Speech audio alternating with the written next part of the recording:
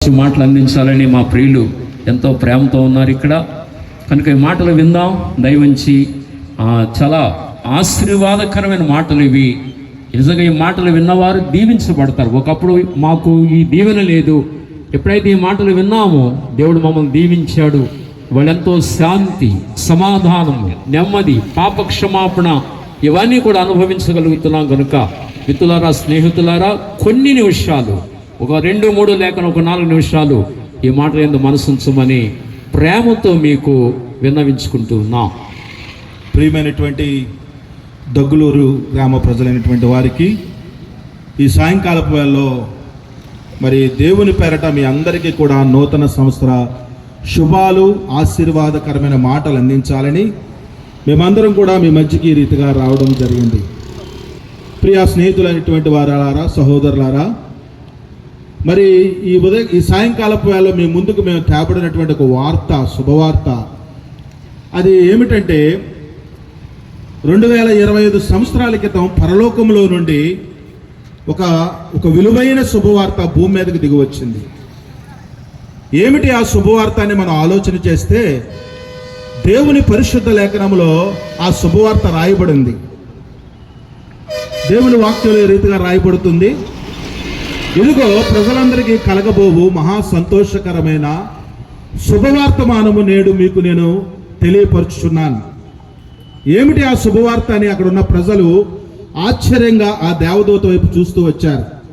అయితే ఆ దేవుని దూత వారికి ఏం తెలియపరిచిందంటే, ఇదిగో దావీదు పట్టణమందు నేడు రక్షకుడు మీ కొరకు పుట్టి ఉన్నాడు. ఈయన పేరు ప్రభు అయిన క్రీస్తు. యేసు అనే మాటకి అర్థము రక్షకుడు.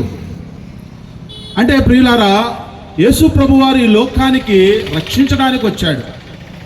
అసలు ఏమి రక్షించడానికి ఆయన వచ్చాడని మనం ఆలోచన చేస్తే వాక్యం సెలవిస్తుంది, నశించిన దానిని వెదకి రక్షించడానికి మనుష్య కుమారుడు ఈ లోకంలోనికి వచ్చారంట. మనం ఆలోచన చేస్తే ప్రతి దాని వెనుక మనకు ఒక ప్రశ్న ఎదురవుతుంది, ఏంటి నశించిపోయింది? అయితే ప్రియులారా, యేసు ప్రభు వారు శరీరధారిగా ఈ భూమి మీద ఉన్నప్పుడు యేసుక్రీస్తు ప్రభు దగ్గరికి ఒక వ్యక్తి వచ్చాడు. ఆయన చాలా పెద్దవాడు. ఆయన ఇలా అడుగుతూ వచ్చాడు, ప్రభువా, నేను దేవుడు అని నమ్ముతున్నాను, నీవు దేవుని కుమారుడు అని నేను విశ్వసిస్తున్నాను అని చెప్పాడు. అప్పుడు వెంటనే యేసు ప్రభు వారు అన్నారు, ఒకడు క్రొత్తగా జన్మిస్తే గాని దేవుని రాజ్యానికి చేరలేడు. వెంటనే ఆ వ్యక్తి ఆశ్చర్యపడి, నేను ఇప్పుడు ముసలివాడిని కదా, మరి ఇప్పుడు నా తల్లి గర్భంలోనికి నేను ఎలా వెళ్తాను, నేను మరలా క్రొత్తగా నేను ఎలా జన్మిస్తాను అన్నప్పుడు వెంటనే యేసుక్రీస్తు ప్రభువారు అన్నారు, ఆత్మ మూలముగా జన్మించింది ఆత్మనై ఉన్నది, శరీర మూలముగా జన్మించినది శరీరమైనదని చెప్పారు. ఆత్మ ఏంటి, శరీరం ఏంటి? మనం ఆలోచన చేస్తే పరిశుద్ధ గ్రంథంలో ప్రతిదానికి మనకి జవాబు దొరుకుతుంది. శరీరం గురించి పరిశుద్ధ లేఖనం మాట్లాడుతుంది. దేవుడంట మానవుణ్ణి శరీరము మట్టితో నిర్మించాడని వాక్యం సెలవిస్తుంది. ప్రతి మానవ శరీరము కూడా నేలమంటితో దేవుడు నిర్మించినాడు. మరి ఆత్మ మాత్రము దేవుడు నేలమంటితో మానవుని నిర్మించిన తర్వాత తన యొక్క నాసికా రంధ్రంలో దేవుడు జీవవాయువు ఊదినప్పుడు మానవుడు జీవాత్మగా అయ్యాడండి. అందుకే మీరు ఆలోచన చేస్తే మానవుని శరీరానికి మరణం ఉంది, కానీ ఆత్మకు మరణం లేదు, చావు లేదు. ఎందుకంటే ఆత్మ దేవుని యొద్ద నుండి వచ్చింది. మరి ఈ ఆత్మ ఎలాగా నశించిపోతుందంటే, దేవుని శత్రువు అనేవాడు ఒకడు ఉన్నాడు. వాడి పేరు అపవాది.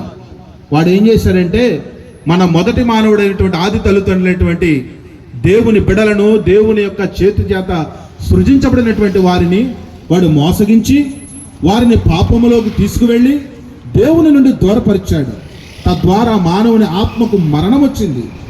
చూడండి ప్రియులారా, మనం చాలా సందర్భాల్లో చాలా పుస్తకాలు చదువుతూ ఉంటాం. పాపం చేసిన ప్రతి వ్యక్తి నరకానికి వెళుతూ ఉంటాడని, అక్కడ భయంకరమైన శిక్షలు ఉంటాయని మనం చెబుతూ ఉంటాం, వింటూ ఉంటాం. అయితే పాపాదవశ్యం నరకం ప్రయాతి అని సెలవిస్తుంది. పాపం చేసిన ప్రతివాడిని పాతాళం పట్టుకుంటుందని సెలవిస్తుంది. మరి ఈ పాపానికి ప్రాయశ్చిత్తం ఎలా జరుగుతుందో మాత్రం మానవుడికి దొరకలేదు. అయితే పరిశుద్ధ గ్రంథం సెలవిస్తుంది ప్రియులారా, మానవుని పాపానికి ప్రాయశ్చిత్తం చేయడానికి దేవుని కుమారుడు, సర్వలోకనాథుడైనటువంటి సృష్టికర్త ఈ ఆకాశాన్ని మహాకాశాలను ఈ భూమిని అందున్న సమస్తాన్ని తన నోటి మాట చేత సృజించిన గొప్ప దేవుడు మహిమను సింహాసనాన్ని విడిచిపెట్టి మానవుడైన వారిని రక్షించడానికి తన పోలికలో తన స్వరూపంలో చేయబడిన మానవుడు నశించిపోవడం, ఆ నిత్య నరకాగ్ని గుండానికి వెళ్ళిపోవడం ఆయనకి ఏమాత్రం ఇష్టం లేక ఆయనే ఈ లోకానికి నరవతారికి వచ్చారు. ప్రియులారా, యేసుక్రీస్తు ప్రభువారు మానవుని ఏ రీతిగా రక్షించాడని మనం ఆలోచన చేస్తే, యేసుక్రీస్తు ప్రభువారు మాటతో మానవుని రక్షించలేదండి. ఆయన ఏదో అద్భుతాలు చేసి మానవుని రక్షించలేదు.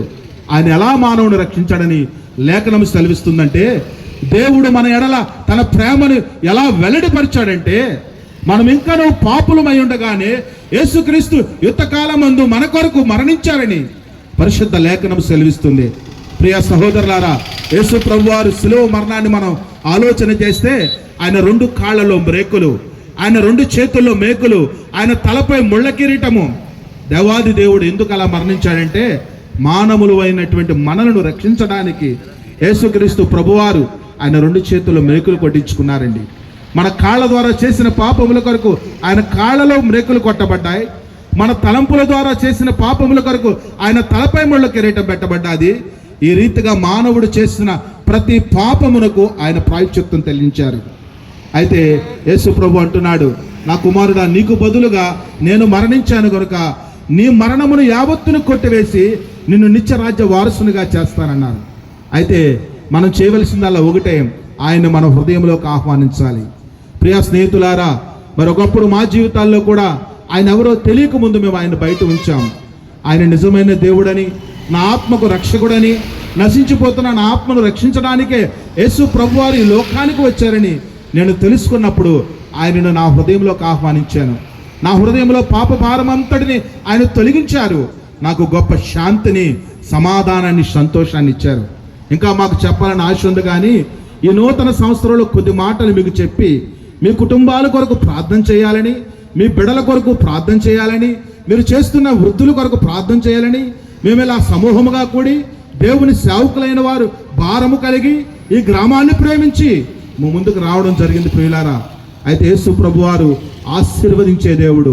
ఒక మాట చెప్పి మేము ముగిస్తాం. ఏంటంటే, దేవుని లేఖనం సెలవిస్తుంది, మీలో ప్రతి వాణిని కూడా తన దుష్టత్వాన్ని నుండి మళ్లించి మిమ్మల్ని ఆశీర్వదించడానికి దేవుడు ఈ లోకానికి వచ్చాడు. మనలో ఉన్న పాపము, మనలో ఉన్న భారము పోయినప్పుడు దేవుడు మనల్ని ఆశీర్వదిస్తాడు. మన పాపములను తీసివేసి మన పరిశుద్ధులుగా చేసి మన ఆత్మను రక్షించడానికే యేసుక్రీస్తు ప్రభువారు ఈ లోకానికి వచ్చారు. ప్రియ స్నేహితుడా, సహోదరుడా, సహోదరి, ఈ సాయంకాలపు వేళ మీరు మా దేవుని మాటలు ఎందుకు విన్నవారైతే మీ కొరకు మేము ప్రార్థన చేయడానికి సిద్ధముగా ఉన్నాం. కాబట్టి మీరు ఎవరైనప్పటికీ కూడా మా సహోదరులైన వారు మీ కొరకు ప్రార్థన చేస్తారు. ఒక చిన్న ప్రార్థన, ప్రభువా నీవు నా హృదయంలోకి రండి అని మీరు అడిగితే ప్రభు నీ హృదయంలోకి రావడానికి సిద్ధముగా ఉన్నారు. మీ కొరకు ప్రార్థన చేయడానికి మేము కూడా సిద్ధముగా ఉన్నాం. ప్రార్థనలో ఏకీభవిందాం. ప్రభునందు ప్రియులారా, ఇంతవరకు మా ప్రియ సహోదరులు ప్రభువును గూర్చి కొన్ని మాటలు చెప్పారు. ఈ సమయంలో ఆ ప్రభు అయిన యేసుక్రీస్తు వారిని గురించి ఇంకా తేటగా, స్పష్టంగా తెలుసుకోవాలి అన్న చిన్న ఆశ కలిగిన వారైతే ఈ నూతన సంవత్సరంలో మీకు ఒక ఆహ్వానాన్ని తెలియజేస్తున్నాం. ఇక్కడ ఈ దగ్గులూరు గౌరపేటలో మరి చివర చుండూరి వీరన్న గారు అనే ప్రియులు ఉన్నారు. వారింటి స్థలంలో యేసుక్రీస్తు సంపూర్ణ సువార్త సంఘం మందిరం ఉందండి, ప్రార్థనా మందిరం. అక్కడ ప్రతి ఆదివారం ఉదయకాలం 9:30 గంటలకు ఆరాధన జరుగుతోంది. అదే రీతిగా ప్రతి మంగళవారం రాత్రి 7 గంటలకు ప్రార్థనా కూడిక జరుగుతోంది. ఈ 2 కార్యక్రమాలకి మిమ్మల్ని ప్రేమతో ఆహ్వానిస్తున్నాం.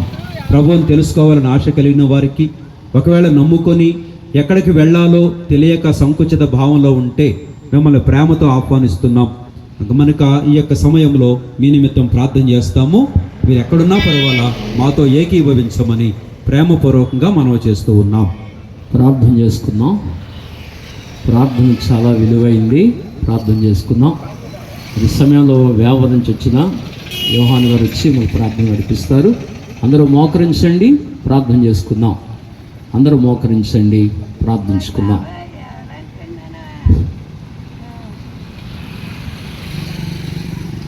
పరిశుద్ధుడైన తండ్రి మా యేసయ్య నీకు వందనాలు ప్రభు. ఈ సమయంలో నాయన జగులూరు గ్రామము నాయన ప్రేమించి నాయన ప్రభా మరి ఈ బిడ్డలందరికీ రక్షణ ఇవ్వాలని ఆశీర్వదించాలని మరి నీ యొక్క దాసుల్ని తండ్రిని ప్రజలైన వారిని ఈ గ్రామానికి మీరు పంపించారు. దేవానైనా మరి ఈ గ్రామం కొరకే అయా ప్రార్థన చేస్తున్నాం ప్రభు. నేను మా యొక్క ప్రార్థన విజ్ఞాపన గ్రామ పక్షంగా మీరు ఆలకించండి. మా హృదయాన్ని వెలిగించి మా ఆత్మకు రక్షణించి దేవాన్ని విడుదలగా మమ్మల్ని అంగీకరించే మా యొక్క జన్మ కర్మ పాపం నుంచి నాయన మమ్మల్ని నడిపించి నాయన గొప్ప రక్షణ ఇచ్చినందుకు ఆ రక్షణ గురించి నాయన మేము మా సహోదరులు దేవానాయన మా సహోదరులు మా యొక్క గ్రామస్తులు అందరూ కూడా అయా రక్షణ పొందాలని మరి వారి వరకు ప్రార్థన చేసేసి అలాగే ఈ మాటలు దగ్గర రాజకీయ వార్తలు తెలియజేయడానికి నాశనం తగ్గి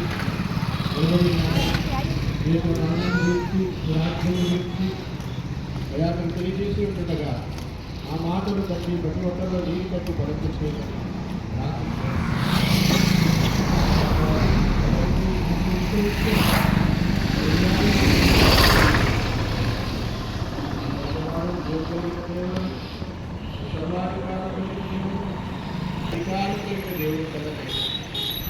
దేవుడికే రక్తం సిద్ధించి ఆయన ఫోటో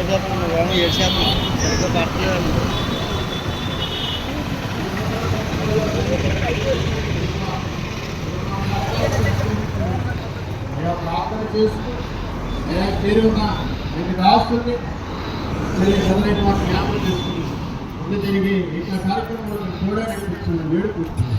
ఏ నామంలో ప్రార్థించి మాకు తండ్రి.